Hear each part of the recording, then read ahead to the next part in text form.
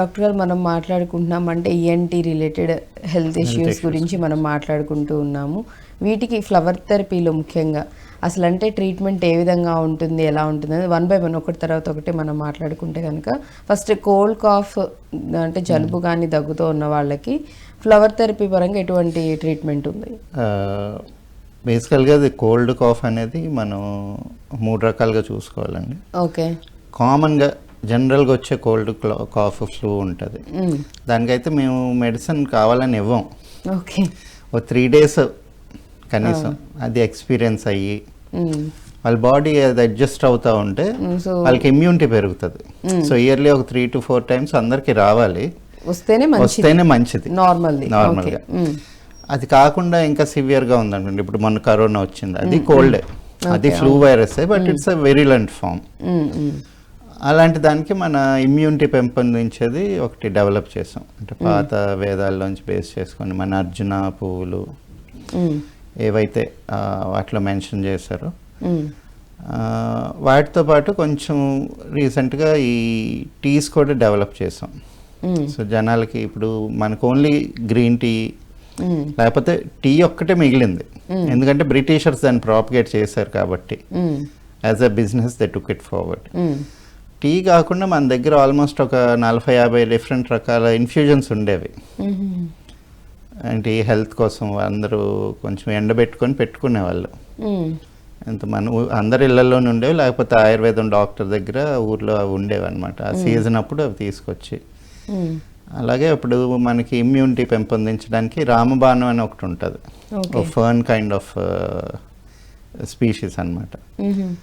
అది ఎండబెట్టి దాన్ని ఒక టీ లాగా అది ఇమ్యూనిటీని బాగా డెవలప్ చేస్తుంది. అట్ ద సేమ్ టైం గంధ తులసి అని చెప్పి మన ఈ కొండ చర్యల్లో దొరుకుతుంది, ఆ స్లోప్స్లోని అక్కడ. దాన్ని కూడా ఒక ఇన్ఫ్యూజన్లో తయారు చేసాం. అది వీటికి తొందరగా రిలీఫ్ ఇస్తుంది అనమాట. సో హాట్ వాటర్ ఇన్ఫ్యూజన్స్ ఇవన్నీ కూడా దీనికి జలుబుకి వీటికి మంచిది. ఓకే. అలా కాకుండా అదే రిలేటెడ్గా సైనస్ అయ్యింది అనుకోండి, అది ఇప్పుడు జలుబు జ్వరం కాకుండా ఊరికే తుమ్ములు వస్తూ ఉన్నాయి డస్ట్ ఎలర్జీ వల్ల, అది కూడా వస్తూ ఉంటుంది. అది కఫం పట్టేసి అలాగ అవుతూ ఉంటుంది. సో వాళ్ళకి ఏంటంటే ఆటో ఇమ్యూన్ డిసార్డర్ అది, దానికోసం ఎలర్జీ మెడిసిన్ ఇస్తాం. ఓకే. సో రిజల్ట్ ఒకటైనా కానీ జలుబు వచ్చింది అంటే దానికి డిఫరెంట్ రీజన్స్ ఉంటాయి. ఆ రీజన్ ఏంటనే చూసుకోవాలి. మూడోది ఏంటంటే మన సైనస్ మాట్లాడుకున్నాం కదా, సెప్టల్ డీవియేషన్ అడ్నాయిడ్స్ వల్ల, సైనస్ క్యావిటీ ఇంబ్యాలెన్స్ వల్ల ఊరికే జలుబు వస్తూ ఉంటుంది, హెడేక్ వస్తూ ఉంటుంది. వాళ్ళకి సైనస్ మెడిసిన్ ఇస్తాం. కాకపోతే ముగ్గురికి కామన్గా ఏంటంటే ఈ టీస్, గ్రీన్ టీస్ ఏవైతే ఉన్నాయో అది హెల్ప్ చేస్తుంది వాళ్ళకి. ఓకే. అంటే బేసికల్గా మనకు ఆయుర్వేదంలో చూసుకుంటే ఇది అంతా కూడా కాజ్ చేసేది కఫతత్వం. కఫాన్ని కఫం పట్టేస్తుంది. అసలు మనిషి లావు అవడానికి అన్నిటికీ కూడా కఫం. ఓకే. సో సెడేట్ నేచర్ అనమాట, కూల్ డౌన్ చేయడానికి. దాన్ని బ్రేక్ చేయాలి. దాన్ని బ్రేక్ చేయడానికి ఈ టీస్ ఏవో వాడుతుంటాం. సో అంటే ఇవి తగ్గిస్తాయి అంటారా కఫం ఫార్మ్ అవ్వడానికి, లేకపోతే అవి బయటికి వచ్చేయడానికి హెల్ప్ చేస్తుంది, కానీ మళ్ళీ కొత్తగా ఫార్మ్ అవ్వకుండా ఉండాలి కదా.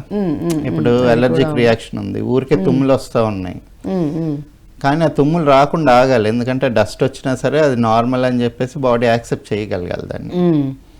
సో ఆ తత్వం మార్చాలి.